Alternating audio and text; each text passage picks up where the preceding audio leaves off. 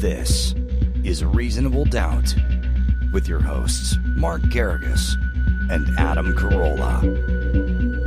Yeah, get it on. Got to get on a choice pick. I'm going to get it on. And welcome to the best hour or so in the universe. It's Reasonable Doubt. I'm Adam Carolla. Mark Garrigus is where?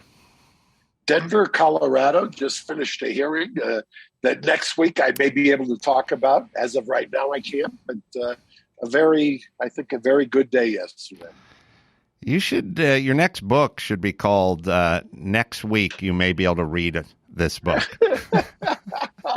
And it would be all blank pages. I love that. But they'd have to buy the next one. Abby Hoffman had steal this book. Mine will be read the next book. So I love it. I was talking to somebody on one of the stations. I don't know if it was News Nation or Newsmax, and they were asking about the slap heard around the world. And I said, my podcast partner for Reasonable Doubt, nobody's going to come up on stage and slap him because he's classically trained and will counterpunch right back at you. Well, thank you. But I probably would have just stood there like a stooge and taken it, truth be told. There is a book, and Gary can look at it. There's precedent for your wordless, letterless book. Really? Yeah, there was a book written by one of the guys over at the Daily Wire, and it was called something like, the left's greatest arguments against, whatever it was. And it was just a blank, everything was blank. And it sold thousands, tens of thousands. It was like, it may have even been a bestseller. In the vein of the pet rock. It topped Amazon's bestseller list. It was called Reasons to Vote for Democrats, a comprehensive guide, and it consisted of 266 blank pages.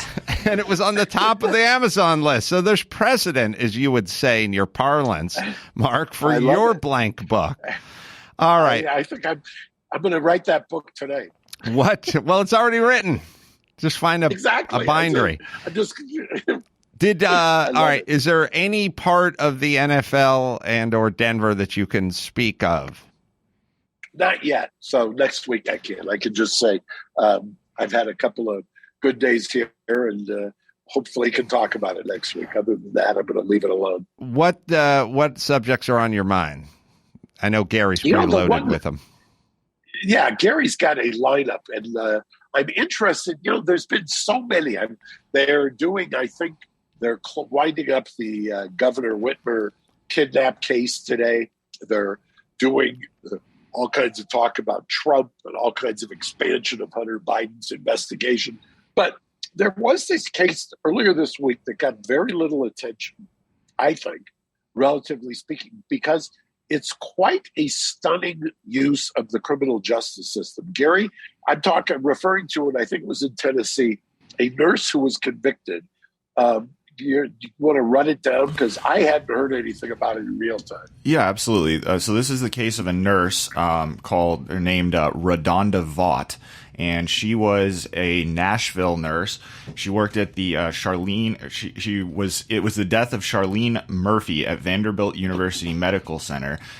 She apparently used a digital system and was mistakenly given a drug that was not what was intended. She was trying to give Murphy a dose of Versed, and if I'm trying to find the exact name of the other drug, but she ended up using a digital kiosk system for drug distribution, and allegedly she was intended to type the entire name in, and instead she typed in a few letters, it self-populated, and she ended up giving the patient another drug that ended up killing her. Well, to me, that is partially on the software creators, too, because you're not supposed to have the autofill when it comes to drugs, considering many will start with the same couple of letters. And we're all, used to that when we're texting or what have you, just to pop, hit it. Oh, that word came up. We don't need to finish it. That seems like a real glitch in the system. I completely agree. So I just found the name of the other drug. So she was trying to give Versed, which is a sedative, but instead she injected Verconium, which left the patient unable to breathe. I believe it is it induces some form of paralysis that led to her breathing. So what's she being charged with? Because she was charged and convicted. I mean, it's stunning to me. The idea that you're going to attach criminal liability to this, obviously, it's a great tragedy. Obviously, there's civil liability. Obviously, there's probably the licensing authorities have got something to say, and I'm sure in this case already acted.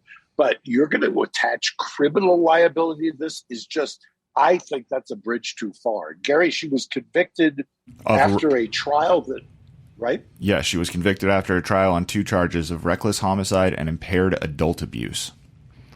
Again, this is, well, first off, I mean, there's a big time case against if it is as stated, there's a big time case against the autofill and the software and whatever companies behind that. I agree with you based on what I have said to you thus far, but apparently it was also alleged that there were several fail-safes built into the software that she disregarded, so I'm not sure if their liability is quite as robust as the way I had originally told you. Well, it can't be just as we've originally discussed it, because that's Correct. a miscarriage of justice. She was probably trained to do X, Y, and Z, and she just did X.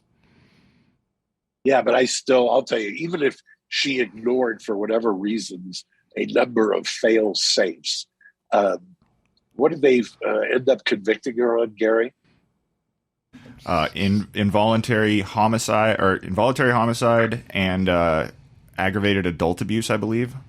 What's the difference between involuntary homicide and manslaughter? Excuse me, reckless homicide. Reckless. Reckless.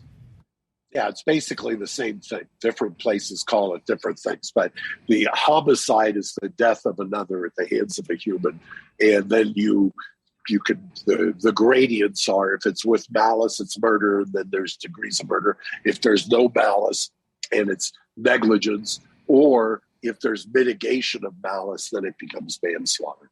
But it's still, to me, even if you could charge this case, why would you charge this case? I don't understand the end game of a criminal justice system convicting this nurse, and then presumably she still hasn't been sentenced yet, right, Gary? No, that's going to be a couple months down the road. I think they said summer. Well, there's another case of another nurse from, Wake Forest. Correct. I think. I don't know if you heard about this one, but it's on the same subject, basically, which is, I'm saying nurse, could be nurse, intern, doctor, something, but Medical student who was going to draw some blood, and I guess the guy she was going to draw some blood from made fun of her pronouns on her badge, on her name tag. Why did she have she, her? Yeah. It, again. Yes, it was she, her. You just put the fucking name on there, you woke retards. But either way, she had it on there. So this guy made some quip or comment about it. Then she intentionally struck a part of him and missed his vein, and then went back and got his vein, and then took to Twitter, I guess, or went on to Facebook or something and said, hey, this guy made fun of me, so I gave him an extra jab. And correct, she tweeted it, so it's not like this is disputable. Probably not a good plan. That wasn't a good plan in the least. And by the way, did she get criminally charged? Because that's kind of a fact pattern that I would say I can understand criminal charges there. Wake Forest sort of said they'd handle it, so probably nothing. But I mean, is this the kind of thing where Wake Forest just goes, we'll handle this internally, meaning who gives a shit? Or can the recipient of the double jab go, I'd like to press charges? Oh, the recipient could clearly press charges, and kind of exhibit A of the prosecution's case against the nurse is going to be the tweet. That shows deliberate, intentional violation of a unlawful touching. Yeah, so it'll probably, now that it's gotten a little bit of press, I'm guessing somebody will step up, or some ambitious DA will, intervene at some point or something. But it initially was just sort of like Wake Forest said they were going to deal with it, it reminds me, we can also, we'll segue a little bit into Will Smith and Chris Rock. There's been so many musical stories, if you will, coming out. First, the Academy reported that they asked Will Smith to leave and he wouldn't leave. Then there were reports that Chris Rock didn't want to press charges. Now the report is that the LAPD was there ready to arrest Will Smith. Small correction. LA sheriffs, I think. Or Sheriffs? Okay. Really? Because that also surprised me, because that shouldn't be sheriff's jurisdiction. That is in, if it's at the theater, I assume it was at the theater that's in Hollywood. That's LAPD. I must have misunderstood you. The sheriffs were who visited his home later. That's where I thought you were going. I'm sorry. They visited the Smith's home. sheriffs visited the home. Yeah. Yeah. The night of, now the report is that they were ready to arrest him out of the Academy Awards, which gave me kind of Chris Brown post-traumatic stress, because I remember getting that call many, many years ago when they were claiming they were going to arrest him on stage at the Grammys. And I've gotten into this argument as recently as last night with a former prosecutor who said, well, it doesn't matter if Rock presses charges. Every 100 million people watched it, or maybe more, and the city attorney should now prosecute. To which my response is, well, the city attorney might want to prosecute because he's running for mayor, but the fact remains that on a misdemeanor slapping like that, generally there is in the law a thing called civil compromise, which means that the so-called victim or complaining witness has got the ability to say, write me a check, I'm not going to press charges, and the court can permanently stay the action. So this idea that somehow people keep talking about, they saw our former DA talking about it, not Jackie Lacey, but Steve Cooley. And Steve was positing that the city attorney should just file anyway on the case, whether or not Chris Rock wants to pursue it. Are you allowed to say, write me a check and I won't pursue it criminally?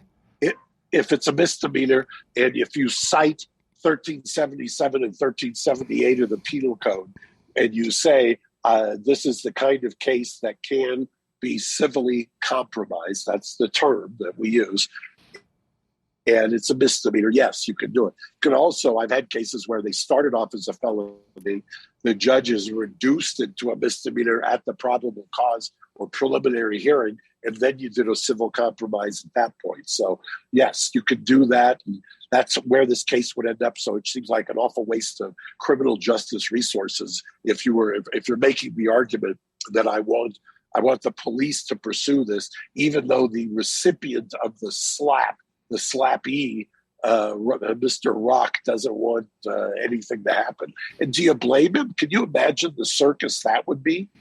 Yeah, I'm sure he would like to just put this all in his rearview mirror. And then what about the optics of the attorneys, the city attorneys, DAs, going after Will Smith 10 minutes after they made their declaration of, hey, if you have a fancy watch or you drive a fancy car, keep it at home. Don't go out, walk serpentine to the mailbox. If you take one route to the restaurant, take another route home. The optics would be bad that they're burning calories on Will Smith while simultaneously telling the rest of the inhabitants of Los Angeles to put on the Timex and leave the Rolex at home. Well, it's been reported that in the context of the recall of our DA, George Gascon, that in actuality, I just read this morning, he's filing as many felonies as ever. He's not filing misdemeanor so-called quality of life cases as much as has been done before. But an interesting statistic is that LAPD / LA Sheriff, Gary can correct me if I'm wrong as to which agency, but their closure rate, meaning when they solve a case and then take it to the DA, on homicides has dropped from in the 70s to in the 40s. And that's stunning to me. And why that isn't an issue, I don't know. Because if you aren't solving the crimes to take to a prosecutor to file in the first place, then there's a problem there as well. What's the answer, or what's the explanation for that? I would probably say more homicides and maybe less people working on them. I mean, that's my first thought. What's the recall with Gascon? How's that going? Well, two of the candidates, I believe, I know Caruso was one because he's written a check for $50,000 to the recall campaign. And I think the other is the city councilman. I don't know if he still is, from down in San Pedro. I think he also has endorsed the recall. So if I were to speculate and prognosticate, I would say it probably makes the ballot. Yeah. I think they get enough signatures. Yeah, I agree. Gary? The city councilman you're talking about is Joe Buscano, and I believe he is still in support of it. And yes, you are correct. It's 71% down to 40% from the LAPD. In what period of time does it say? 2019 to now. Seems like a lot. I mean, that's a drop. That's a stunning drop and I mean, you can't blame it all on the lack of cops. And murders overall up 77% in that same time period. Murders are up 77%. 77%. All right. Yeah. But I love how guys always say, Adam, you probably see this. They always couch it in murders are up. Okay. And then that's kind of like, but assaults and rapes and others are down 7%. But we've got 70% more murders. Well, I don't know. If the assaults are down slightly, but murders are up dramatically, maybe guys are just finishing the job. And maybe a lot of the dips are just unreported stuff. Like people have figured out pretty quickly that there's not a lot the cops are going to do in LA. So just don't report it. So that would create a dip, but it'd be an artificial dip. It wouldn't be that the activity stopped. It'd just be like the reports of it stopped. So, I know, wouldn't you love somebody to actually do a really good deep dive of analyzing the data to take into account control for whether or not it in actuality are less actual crimes, or if it's less reporting of the crimes, and then also correlate whether or not the robbery homicide sections, which are tasked with investigating the murders, whether they've been cut back or whether they've been amplified. I just think there's a whole lot of analysis that can go into the data before people can kind of wave it around and blame this guy or that guy. Well, look, just from a sort of cheap seats view of the whole thing, I think if you would have got hold of many citizens of Los Angeles and probably California and many other cities and states, and you would have got hold of them 10 years ago and said, oh, somebody broke the window of my SUV and they stole my laptop and my briefcase. 10 years ago, everyone's mode would have been call the cops.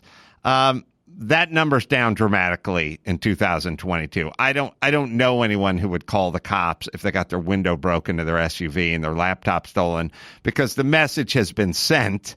The first 3 times I asked my mom if I could go to Disneyland, I had some hope.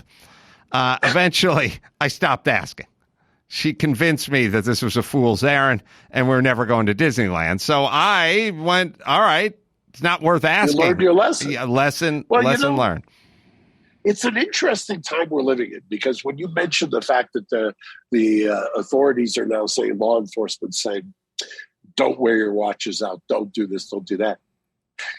This replicates what was going on in the late 80s and early 90s, because back then, it's one of the reasons I haven't worn jewelry since that time, because, okay, great, you may have a Rolex watch. What's the point of it? You're now a magnet for somebody to either conk you over the head or shoot you and take the watch. And I've known many guys who've been the victims of that kind of crime, so it doesn't make any sense to wear a watch. I don't even understand these guys who wear these, what's the name of the watch? The DeMille watch, which is, Richard Mille. Mille, yeah. What is that? $500,000 for a watch? For the entry level one. Wow. Yeah. So, no, I mean, it's crazy. On a personal note, and I know you participate in Lent, so you give things up. As an Armo, giving up gaudy jewelry before you leave the house versus giving up being dipped in cologne. What is it? What's a bigger struggle, Mark? I want you to be honest. Well, I will tell you this, because we had this discussion, not those exact terms, but what is the toughest thing about Lent? Personally, alcohol is not, because I think Lent is the right period of time to give up alcohol. You know, they say the one organ that regenerates is the liver. So it's a good thing, I think, every year to give up liquor for that period of time. I will give a shout out to Vinny. I just think veganism has so many issues. And when you do Lent, you start to see it. Your skin starts to, get stuff that you just can't even remember. And there you have a whole host of problems when you cut out everything and you just go vegan. I had not thought about the dipping in cologne, but maybe next year I'll say no cologne and no deodorant. Maybe for that. Just go with the cologne and maybe the jewelry. Yeah, I once had a junior college psychology professor said once in front of the class when I was 19, and it stuck with me. He said, if you got a fake Rolex and you got rolled in the park while wearing your fake Rolex for your Rolex, wouldn't you feel silly? And I was like, yeah, I guess I would. And that was kind of the end of me and any aspirations about wearing a Rolex. All right, our next story is what? Let me tease it, Gary. Well, we can watch some video of our vice president in various settings, or we can talk about the trial in the Michigan case. Well, we'll do both. I think we go to both, yeah. We'll go to both. First, I'll tell you about... Yeah, let me hit cerebral here. Psychiatrist visits can cost up to $500 per session, and traditional therapy can be over $100. That adds up to thousands a year. Cerebral, online mental health service that offers prescription, medication, counseling, and therapy for anxiety, depression, ADHD, insomnia, and more. One of the few services that provides prescription medication online through a licensed provider and ships meds straight to your door. Unlimited messaging with your care team. Connect with your counselor and therapist on your own schedule through your laptop or Cerebral's mobile app. Simone Biles is their chief impact officer. She knows something about this subject. She's a huge advocate for reducing stigma around getting treatment. Am I right, Gary? You are absolutely right. Listeners of this program can receive 65% off your first month of medication management and care counseling at getcerebral.com/doubt. Go to getcerebral.com/doubt for 65% off your first month. That's just a total of $30 to get started. Join Cerebral today on their mission to make quality mental health care accessible and affordable for all. All right. We'll hear Kamala's word salad. Is that her talking about Jamaican relief? Yeah, it is. I'll put it up here for everyone to listen. We also recognize, just as it has been in the United States for Jamaica, one of the issues that has been presented as an issue that is economic in the way of its impact has been the pandemic. So to that end, we are announcing today also that we will assist Jamaica in COVID recovery by assisting in terms of the recovery efforts in Jamaica that have been essential to, I believe, what is necessary to strengthen not only the issue of public health, but also the economy. Well, there you go. Okay. That could have been solved in 9 seconds. I don't understand this. I've known her for many years. I have watched her in the Senate when she became a senator cross-examine people.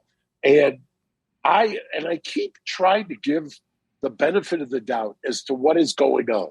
And I've come to the conclusion that either she can't read a teleprompter, and I confess I'm not a guy who has any skill set to read a teleprompter, or somebody in her inner circle is trying to frag her or something, because I don't understand how repeatedly, how many times have we seen this in the last 3 months? Well, there's another famous one of what you have to do with COVID is what we're doing when we're doing it every day that we do it. And you're right. This is a good point you brought up, which is the teleprompter is its own skill regardless of your ability to read. Now, when I got into the business, couldn't read and didn't have the skill to read the teleprompter. So that was sort of a 1-2 punch. But the teleprompter is only repetition.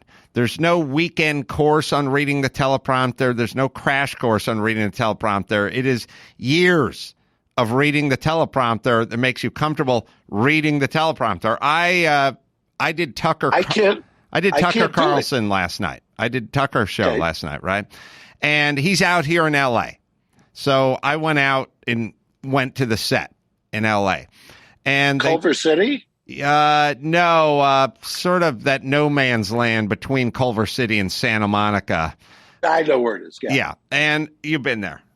It's got that. You walk up the stairs and you go down the stairs, and everything's down in the basement. Blah blah blah. And I walked in.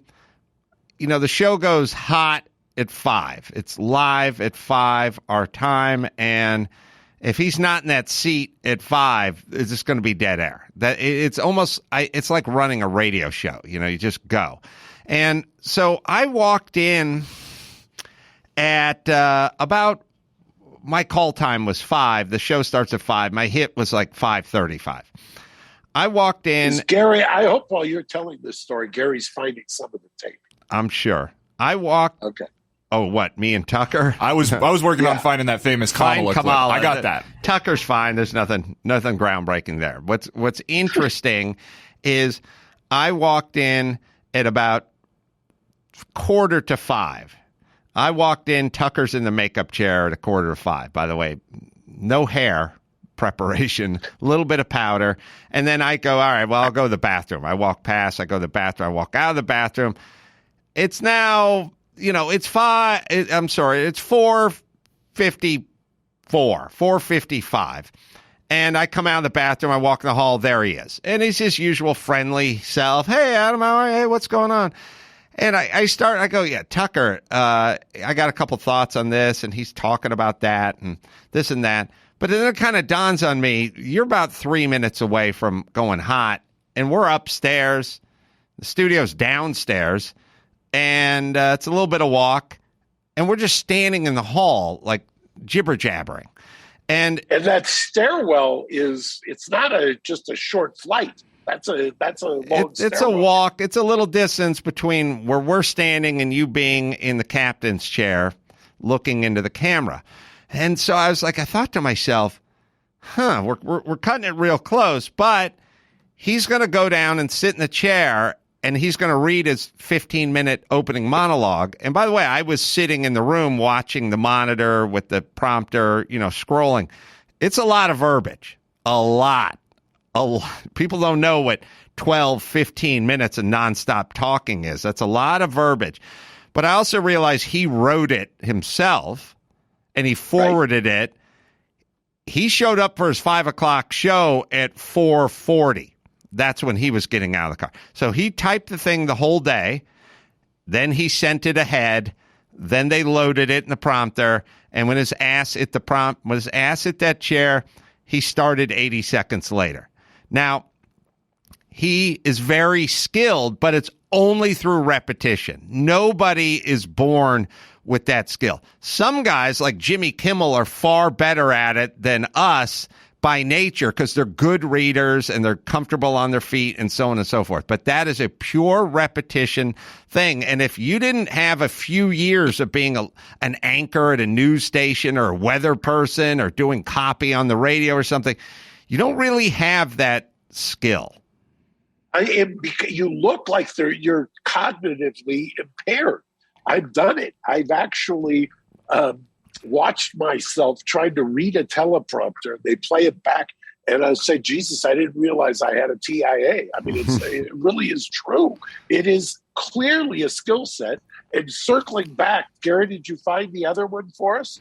Yeah, I've got 2 more for you, actually. You want the famous one that you referenced, Adam? So Kamala's latest offering is on the subject of lynching, which now evidently is illegal, Mark. So you need to know that. I've got something to say on the other side. Okay. To state unequivocally that lynching is and has always been a hate crime, and to make clear that the federal government may now prosecute these crimes as such. Lynching is not a relic of the past. Racial acts of terror still occur in our nation. And when they do, we must all have the courage to name them and hold the perpetrators to account. a very controversial stance on hate crimes and lynching in 2022. Mark, thoughts? Look, she's a former prosecutor. This has, and it's not something that is just by her, but a lot of prosecutors, they love to do this idea of bringing in hate crimes or bringing in this case, lynching. It's already against the law. It's already a crime. It's covered by probably, I don't know, I conservatively say if you lynch somebody in where I am in Denver here, I could probably look at the Colorado statutes and find 20 different statutes that would not only hold you responsible for the criminal act, but punish you more severely than the new law. I don't understand why we just have to have, like a 31 flavors of the crimes for a crime that's already covered in the book. I guess it makes people feel better, but I don't know why the criminal justice system has to do so much of the heavy lifting in all of these areas. The criminal justice system can barely keep it together as is, let alone having to carry the weight of social justice. And finally, the word salad video that we had about what we're doing with COVID. Does the administration say, you know what, this strategy isn't working, we're going to change strategies? 6 former administration officials last week wrote that open letter urging the administration to change course, to change strategy. Is it time? It is time for us to do what we have been doing, and that time is every day. Every day it is time for us to agree that there are things and tools that are available to us to slow this thing down. And so right now we know we still have a number of people that is in the million. Oh, I think Isn't there another one? It It did get clipped. There's another one also where she's standing at a podium talking about time also. She's really heavily into the time-space continuum right now. I agree. She's gone Rod Sterling on us. But what do you attribute this to? That is I was doing a mock cross-examination the other day in a case that will remain nameless. And I didn't know about the case. They just asked me, they're going to put a witness on. They wanted me to do a mock cross, and I did a mock cross. And afterwards, the people who were trying the case were very favorably impressed with what I did. And I said, you shouldn't be that impressed. The skill set that I was using on this mock cross is when I have absolutely no idea what is happening with the witness or the case, and I'm just winging it. And that's exactly what she was doing right there. She was winging it. It is a trial lawyer kind of refuge where you don't have any, he's asking a question. My guess is, if I'm going to speculate, she didn't know what he was talking about with the 6 former experts who had written the letter. And so she was basically, it's funny she's talking about time because she was doing the old Dean Smith, North Carolina 4 quarters offense, running out the clock. And that's exactly, the only way I can make sense of it is she didn't know about the letter. She wanted to run out the clock, so she started talking about time because there's no other explanation for it. Well, with the few minutes we have left, because I know you have a hard out today, the Gretchen Whitmer kidnapping case. Yeah, this is stunning to me. And it's stunning for this reason. I know there was a back and forth about when this case happened, and there was a huge back and forth as to whether or not in a reveal, if you will, that one of the kind of orchestrators or the persons who was smack dab in the middle of this turns out to be an FBI informant. Well, guess what? In the courtroom, in the federal district court, yesterday and today, I believe it's still going on as we speak, this person, they basically conceded it. It was conceded that the idea that they were talking about these various things, it's a very interesting issue because they were saying that what has happened is that the government has constructed a crime here out of these guys blowing off a lot of this kind of anti-government rhetoric, and that the FBI informant was there trying to guide it back to a crime when in actuality the defense of these guys is centered upon the fact that they were just saying, basically, they believe that the government is doomed to fail. And they want to be ready when government fails. And this is what they were going to do. And the defense's characterization of this FBI informant is that the FBI informant was trying to drag them over onto the side of government's already failed. We've got to do something right now. And that is going to be the crux of what the jury has to decide in this case. And to me, it's fascinating because it goes back to your crystal brain when, and you can describe it, I'm sure you will, you said in real time, and nobody else was saying. In fact, I thought you got pilloried at the time, that there was more to this under the rubric of your theory. If it sounds too incredible to begin with, generally it is.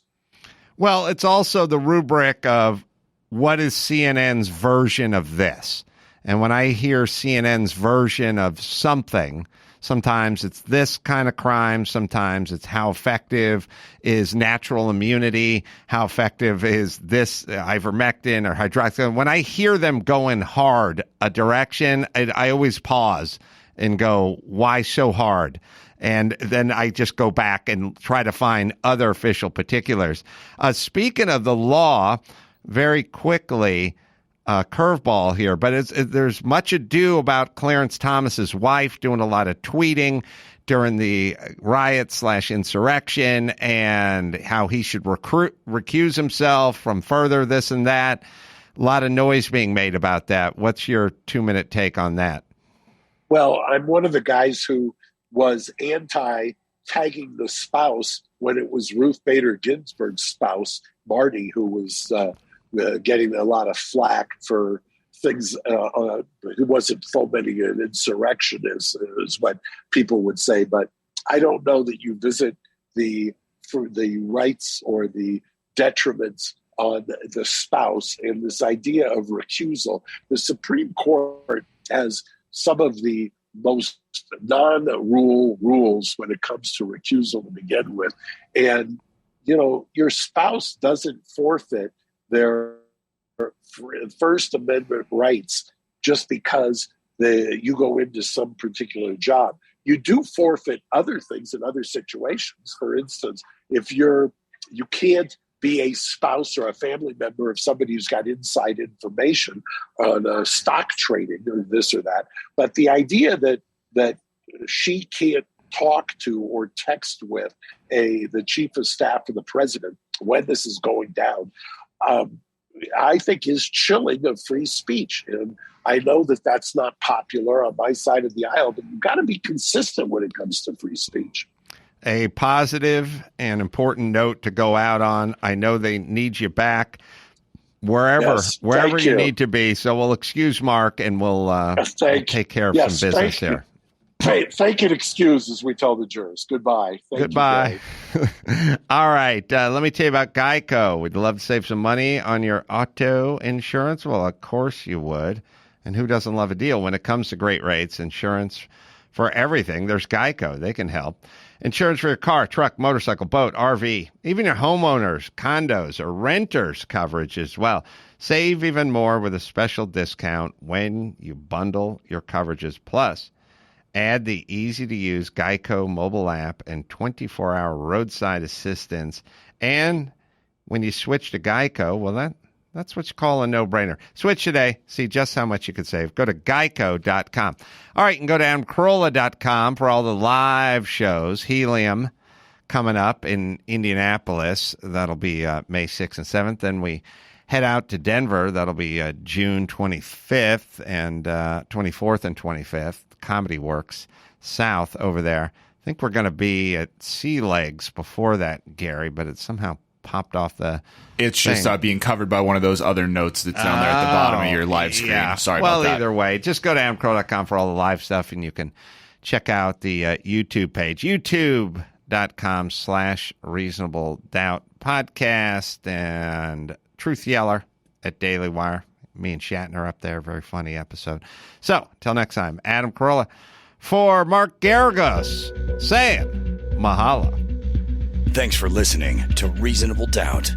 Tune in next Saturday for an all-new episode.